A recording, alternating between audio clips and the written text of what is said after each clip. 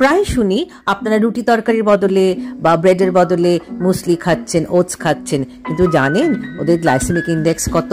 সেগুলো সব বাদ দিয়ে আজকে আমরা খাবো ভেজিটেবল স্টাফড অমলেট। তার জন্য লাগছে ডিম, তো নিশ্চয়ই কিছু ভেজিটেবলস যা আছে শীতকাল, গাজর, বিনস তো থাকেই, ক্যাপসিকাম, সবুজের সাথে সাথে লাল হলুদ ক্যাপসিকামও নিতে পারেন, পেঁয়াজ, চিংড়ি মাছ থাকলে চিংড়ি মাছ। আর আমি এটাকে বাটারে রান্না করেছি আজকে। একে একে পেঁয়াজ, বিনস, ক্যাপসিকাম সব ভেজিটেবলস গুলো চপ করে নিলাম, ক্যারেটটাকে গ্রেট করে নিলাম। খুব ছোট ছোট করে চপ করতে হয় so that it gets cooked easily inside the omelette. আমি একটু ধনেপাতা ও কাঁচা লঙ্কাও দিয়েছিলাম। এবার একটা বলে দুটো ডিম ফাটিয়ে নিলাম, তারপরে একে একে সব ভেজিটেবলস, গাজর, বিনস, ফুলকপি সেদ্ধ থাকলে ফুলকপি, মাশরুম, চিজ আর যা ভেজিটেবল যত দেবেন তত একটি ভরপেট অমলেট হবে। High protein, high fibre, without any carbohydrate. এই স্টাফড অমলেট খেলে পরে আপনি পাউরুটির অভাবটা বুঝতে পারবেন না। নুন, গোলমরিচ ভালো করে মিশিয়ে ভালো করে ফেটিয়ে নিলাম। আপনি যদি চিলি ফ্লেক্স অ্যাড করতে চান সেটাও পারবেন। ননস্টিক প্যানে মাখন দিয়ে ভালো করে প্যানটা সোয়াল করে নিলাম, মাখনটা গলিয়ে নিলাম।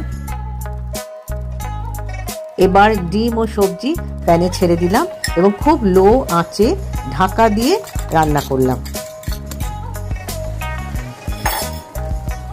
একটু কাঠের স্প্যাটুলা দিয়েও স্প্রেড করে দিলাম। ঢাকা দিয়ে লো হিটে রান্না করেছিলাম বলে অমলেটটা খুব সহজেই উঠে এলো। এখানে বন্ধুরা বলে রাখি, আমি ওই প্লাস্টিক বা রাবারের স্প্যাটুলা ইউজ করি না। I prefer to use a wooden spatula. In fact I have use 2 spatulas here. এত মোটা ভারী হয়ে গেছিল বলে একটা স্প্যাটুলা দিয়ে আমি ওটাকে ফোল্ড করতে পারিনি, তাই দুটো কাঠের হাতা ইউজ করেছিলাম। চেষ্টা করেছিলাম একটা কাঠের হাতা দিয়ে উল্টানোর, কিন্তু দুটো হাতাই লাগলো। ব্যাস, আমার অমলেট রেডি। দেখুন পেঁয়াজটা কিরম সেদ্ধ হয়ে গেছে। আর আরেকটা জিনিস মাথায় রাখতে হবে, ফ্রেঞ্চ বিনস ইউজ করলে খুব কচি, খুব ফ্রেশ ছোট ছোট ফ্রেঞ্চ বিনস নিয়ে খুব মিহি কাটতে হবে। কি মোটা দেখুন।